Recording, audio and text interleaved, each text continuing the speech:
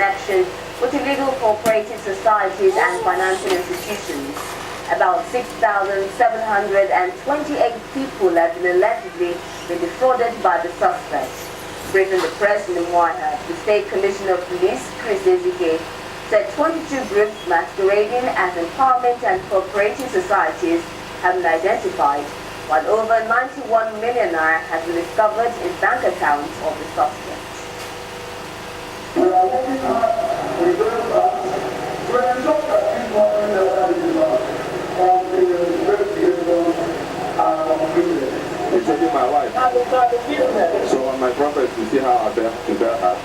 Police was arrest me. She is. I didn't want her not to do it.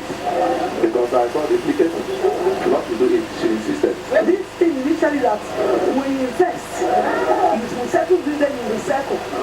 Whereby we settle and refuse to recycle. If you affect other people, which they did, when they collect, they will run away. When they collect, they will run away.